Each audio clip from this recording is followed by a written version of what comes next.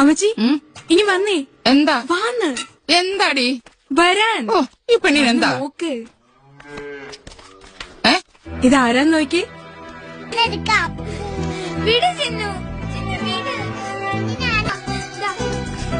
രണ്ടുപേരും വലുതായി അല്ലേ അമ്മച്ചി? അപ്പച്ചൻ എന്തിയടി? ഉമ്മറത്തുണ്ട്.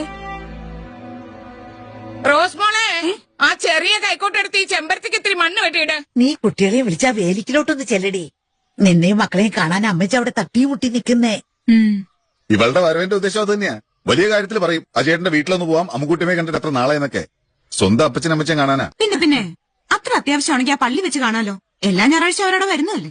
അവിടെ വെച്ച് കണ്ടാലും നിന്നോട് മിണ്ടാറില്ലേ? എന്നോടാരും മിണ്ടണ്ട, എനിക്കാരും കാണാൻ വേണ്ട. ഷോ, എന്താ ഒരു വാശി. വാശി അങ്ങനെ തന്നെ നിൽക്കട്ടമ്മേ, എങ്കിലല്ലേ നമുക്ക് ഈ നാടകം കാണാൻ പറ്റൂ.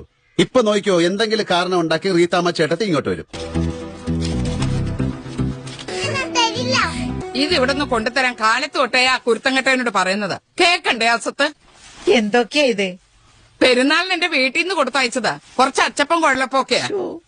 എന്തിനാ ഇത്രയധികം? ഇവിടെ ഞങ്ങൾ രണ്ടുപേരല്ലേ ഉള്ളൂ. ഇരിക്കട്ടെന്നേ. ദാ കുളം പിടിച്ചപ്പോ കിട്ടിയതാ. വെള്ളത്തിയിട്ട് വെച്ചിരിക്കുവായിരുന്നു, ചീത്തയായിട്ടൊന്നുമില്ല. മീനൊന്നും ഇവിടെ വെക്കാറില്ലെന്ന് റീത്തമ്മയ്ക്ക് അറിഞ്ഞൂടെ? മീൻ വെക്കുന്നവരാരെങ്കിലും വന്ന് അവർക്ക് കൊടുക്കാവല്ലോ. ഇനി നേരം കിട്ടിയിട്ട് വേണം ചാലക്കുടി വരേക്കൊന്ന് പോകാൻ.